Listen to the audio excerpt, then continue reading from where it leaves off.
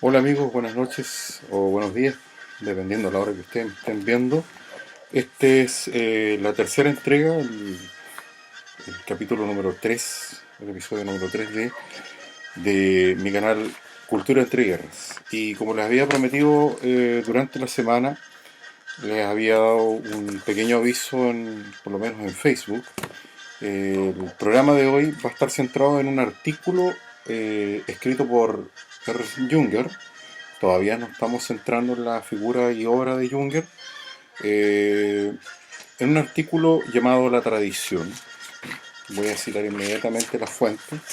De todas maneras, en la descripción del video voy a dejar los links para que ustedes descarguen o más bien dicho puedan ver el artículo publicado en el portal centrostudilaruna.it, que es una web italiana en torno al estudio de la obra de varios autores, específicamente Junger, Julius Evola, entre otros.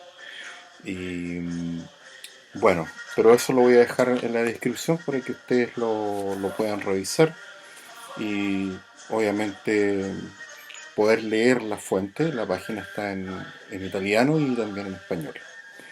Este artículo fue publicado originalmente en la revista Die Standarte, o sea, el Estandarte, que es la publicación de la organización de excombatientes llamados los Stahlhelm, casco de acero, los cascos de acero, que fue una organización paramilitar de excombatientes, una liga de veteranos de la Primera Guerra Mundial, del frente, bueno, de todos los frentes, occidental y oriental y africano también, y también de la Marina. Agrupaba a por lo menos las dos ramas importantes de las Fuerzas Armadas Alemanas del antiguo Imperio Alemán. Y este artículo, que es bastante interesante, aparece en noviembre, el, el 8 de noviembre de 1925, en el número 10 de esta publicación. Entonces, vamos a pasar a la, al análisis de este artículo y del concepto de tradición de, que Junger maneja, ¿no? en esta publicación, que va a ser un concepto que Junger va a manejar y va a ir desarrollando en una parte importante de su carrera como intelectual. Yo he hecho algunas notas del análisis que he hecho de la lectura de este artículo. Bueno, la tradición. Antes que cualquier otra cosa, que es una cuestión obligatoria hacer, es contextualizar el periodo histórico en el cual Junger escribe este artículo. Primero, estamos hablando del año 1925, una época en la cual la Alemania de posguerra, Primera Guerra Mundial, en pleno periodo de la República de Weimar, está sujeta a cambios políticos, sociales y económicos bastante importantes y bastante radicales, ¿no?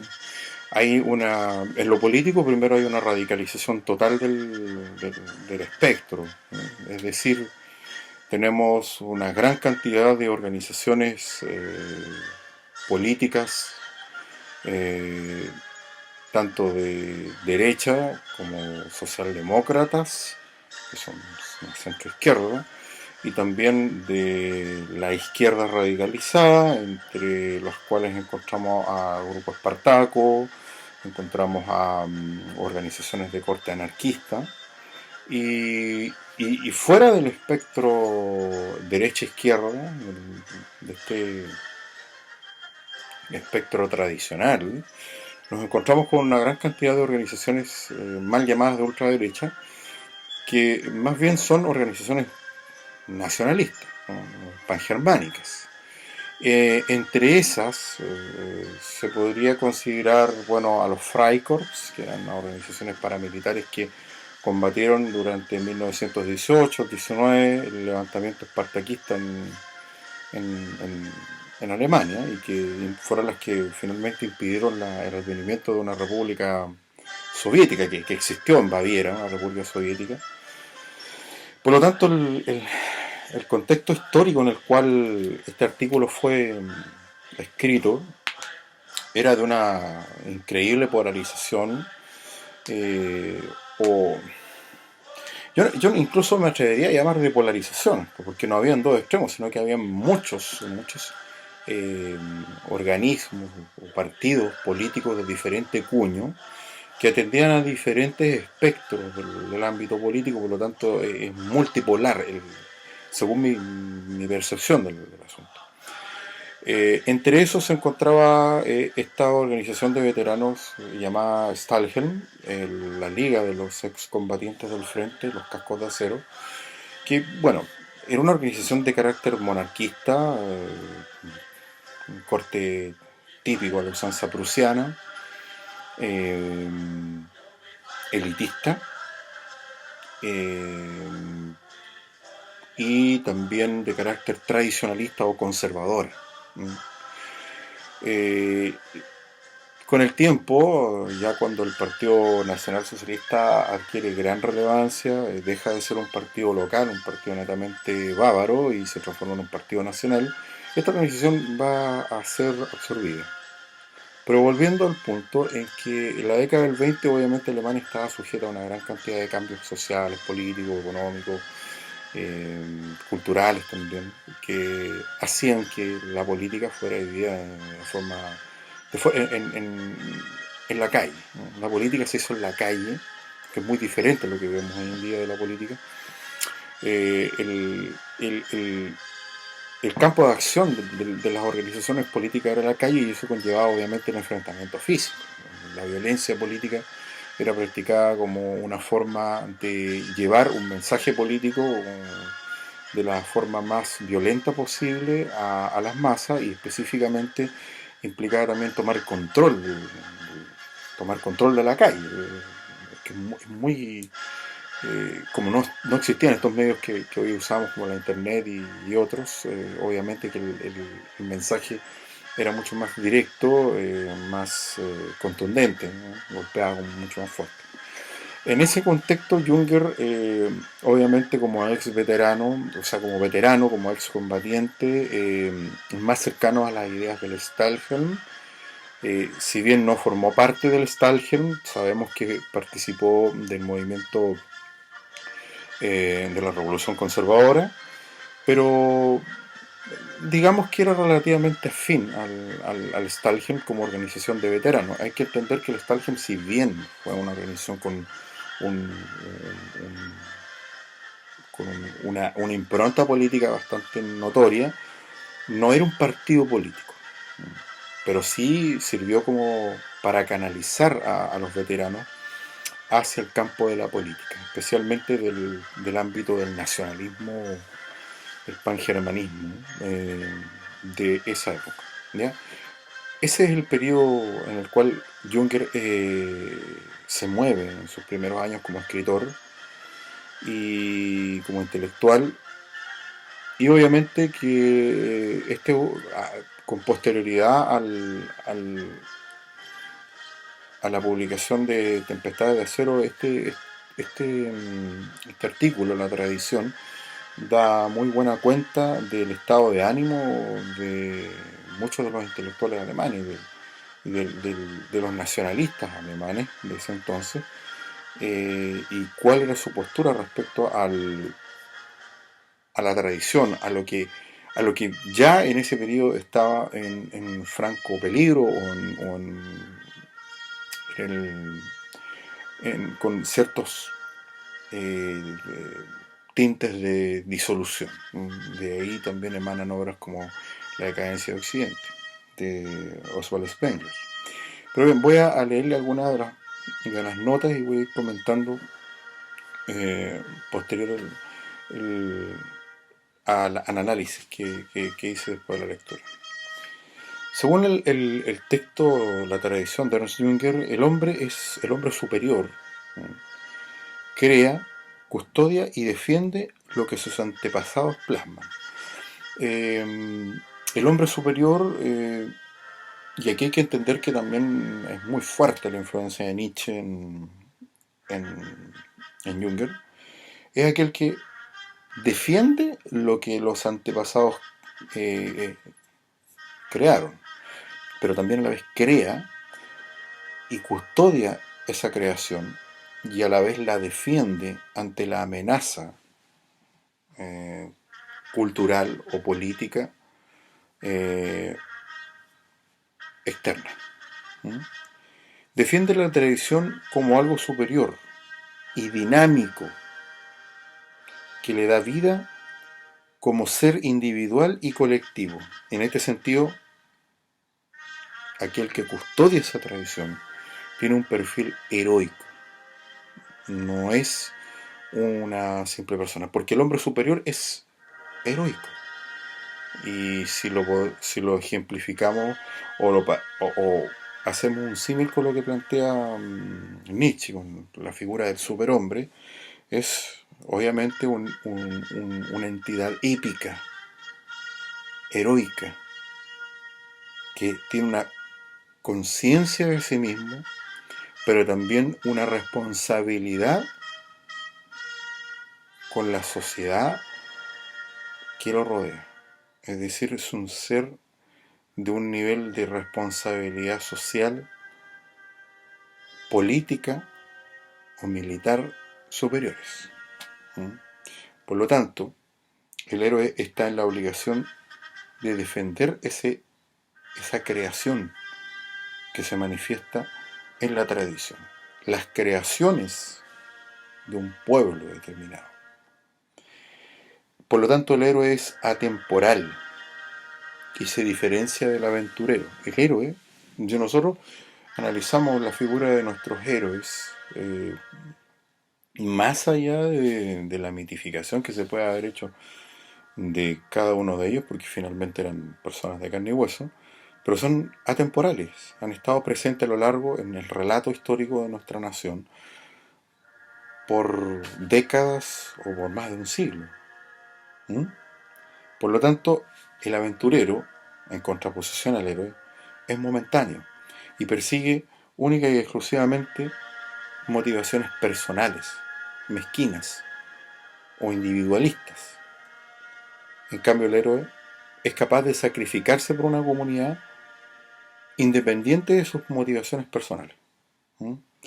Los actos del héroe son precedidos de la herencia de su sangre y sobreviven a él. Es decir, toda esa acumulación que su raza o su pueblo ha creado tras miles de años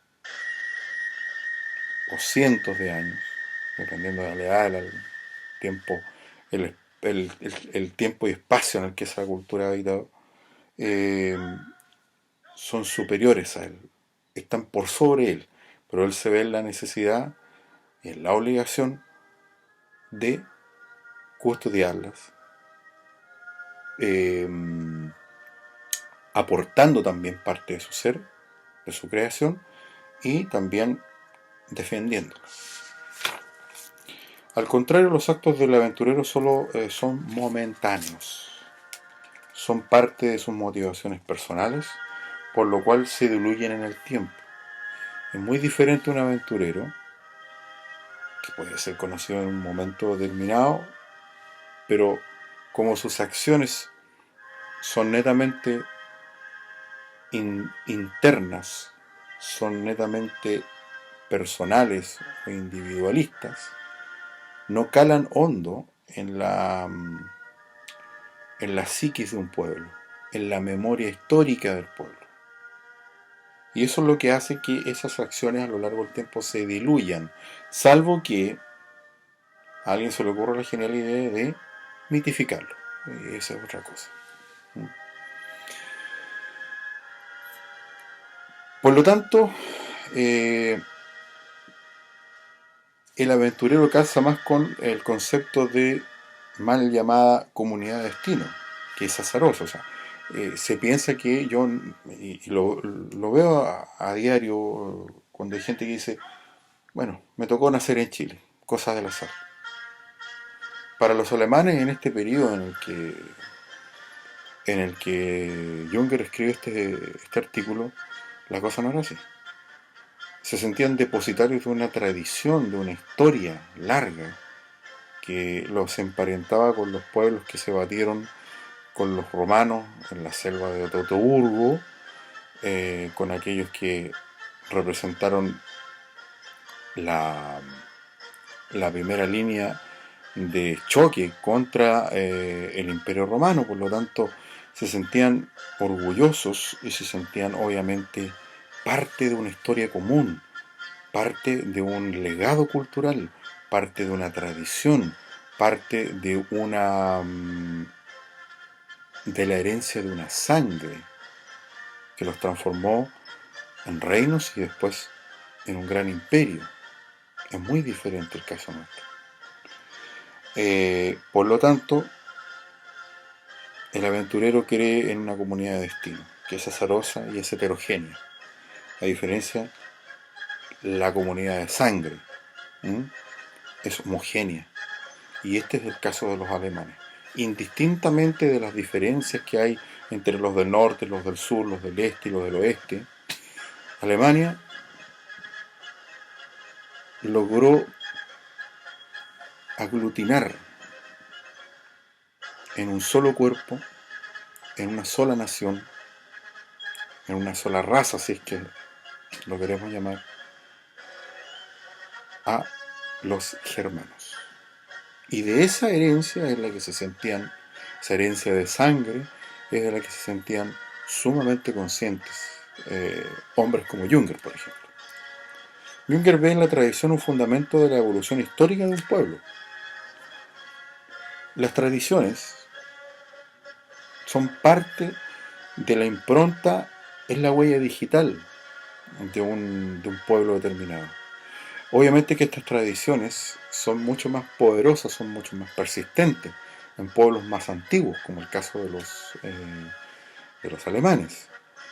En el caso nuestro, los chilenos somos un pueblo bastante joven, que se comienza a formar producto del mestizaje en la sociedad colonial principalmente, a finales de la guerra de Arauco, especialmente el periodo de los en el periodo en la última etapa de la guerra de Arauco con los parlamentos, donde empieza a haber intercambio en la frontera, y en el norte obviamente aquí había una mezcla de hispanos con los pueblos de aquí del norte de tercera o cuarta región de lo que actualmente es Chile. Pero en el caso de Alemania el caso es mucho más complejo. Tiene una evolución histórica mucho más de más larga data, en la cual los germanos, si bien estuvieron divididos en reinos en la Edad Media, lograron aglutinarse bajo un sacro imperio románico germánico, heredaron parte de lo que era el imperio carolingio. Hay una autopercepción en el cual la tradición, a pesar de los efectos de la globalización y de lo que significó la derrota de la Segunda Guerra Mundial para los alemanes, todavía es muy, muy potente, a pesar de. Hay elementos de la tradición alemana que todavía están presentes. Ahora, en ese caso, Junger también hace sus distinciones, ¿no? que, en el cual dice que muchos aspectos que tal vez son considerados tradición son mera propaganda y que no contribuyen, ¿ah? a la fortaleza de un pueblo, sino que son meramente estéticos, donde hace la diferenciación entre una tradición viva que se manifiesta a lo largo del tiempo, en la cual un pueblo se encarga de mantener esa tradición, aportándole nuevas esencias, nuevos elementos, pero siempre manteniéndola viva a lo largo del tiempo, y otras cosas que han pasado a ser mera postal, una postal pintoresca. Por lo tanto, cada generación aporta lo mejor de sí a la tradición a lo largo del tiempo. La tradición, según lo que plantea este escrito de Junger, no significa estancamiento, a diferencia, y esto es una interpretación mía, del concepto de tradición en el mundo espartano. ¿Mm? Por ejemplo, los espartanos, a diferencia de los alemanes, los espartanos crearon leyes y normas drásticas para impedir cualquier tipo de avance. Es decir, la sociedad no podía modernizarse, debía mantenerse fiel a tradiciones rígidas. No tenían el concepto evolutivo de la historia como proceso, a tal punto de que, por ejemplo, tenían leyes sumamente rígidas que prohibían el uso de monedas de oro para evitar el lujo y darle privilegio a la austeridad. Sus monedas eran de hierro. Y crearon leyes tan rígidas que hicieron que la comunidad fuera cada vez más cerrada y el número de verdaderos espartanos fuera cada vez menor, y los que eran hilotas o periecos eran más grandes. Eso hizo que esa sociedad se terminara por extinguir, por diluir, producto de su falta de conciencia de la evolución. En ese sentido, Junger plantea que la tradición, a diferencia de lo que yo veo de los espartanos, lo cual admiro bastante, pero también es el caso de una sociedad, una civilización fallida. Eh, los alemanes lograron aportarle a esa tradición elementos nuevos que la fueron enriqueciendo. ¿Por qué? Porque también desarrollaron la historia como disciplina que contempla obviamente la evolución de los pueblos a lo largo del tiempo, y comprendían perfectamente de que los pueblos se enriquecían a lo largo del tiempo mediante las experiencias de sus miembros, de sus integrantes, de esta comunidad, de esta comunidad de sangre. ¿Mm? La tradición vive a través de sus semillas que se renuevan en cada generación. Es decir, cada generación le aportaba a la tradición nuevos elementos que la hacían revivir, que la mantenían a lo largo del tiempo. Todo cambio debe ser en el ámbito del Reich o de la República. Aquí la concepción que acuña Junger es una concepción, podría decirse, que hay unos tintes de Maquiavelo. Cuando Maquiavelo habla de la república, habla del gobernante, cuando habla del reino, está haciendo énfasis en que los cambios, los cambios que deben existir dentro de una sociedad se tienen que hacer en el ámbito de la estructura del Estado, del Reich, o sea, del imperio, del reino, o de la república. Entiéndase, no la república partitocrática, sino que estamos hablando de una república no democrática. Estamos hablando de una república autoritaria, al más puro estilo de lo que concebían los prusianos, de lo que debía ser una república. O de lo que concebían los alemanes en la década del 20 el concepto de república, que no tiene nada que ver con lo que nosotros vemos hoy en día. Por lo tanto, en el Reich o en la República debían darse estos cambios en torno al concepto de tradición, pero dentro de este gran contenedor llamado Estado, Reich o República. Eso principalmente era lo que planteaba Junger en este aspecto. La tradición no puede estar por fuera del Estado, no puede estar al margen de la vida política de un país, es parte de la vida política de un país. Todas las experiencias humanas en la guerra, o sea, en la Primera Guerra Mundial, aquí estoy parafraseando lo que plantea en el texto de Junger, estarán al servicio del Reich mediante las leyes de la sangre, es decir, la herencia. O sea, todas las experiencias de un pueblo que se experimentaron, valga la redundancia, en este gran conflicto que dio origen al siglo XX, que es la Primera Guerra Mundial, deben ser, sí o sí, estar al servicio de este imperio o de esta república, teniendo en cuenta una comunidad de sangre, aquellos que son iguales porque llevan la misma sangre, ¿m? No porque haya un decreto, una ley que diga que todos los ciudadanos son iguales. No, son iguales porque llevan la misma sangre, porque son herederos de una comunidad con una evolución histórica, biológica, cultural, material, filosófica, etc. ¿Mm? Esto es la más fiel manifestación de vivir la tradición, según lo que plantea Jung. Por lo cual, la tradición necesita de nuevos métodos, en la cual es la herencia, la cual obviamente es la herencia viviente que liga de forma dinámica el pasado con el presente. ¿Por qué no hace alusión al futuro? El futuro es algo que no existe. Lo que existe es el presente y el pasado, nada más. Por lo tanto, todo lo que haga una comunidad de sangre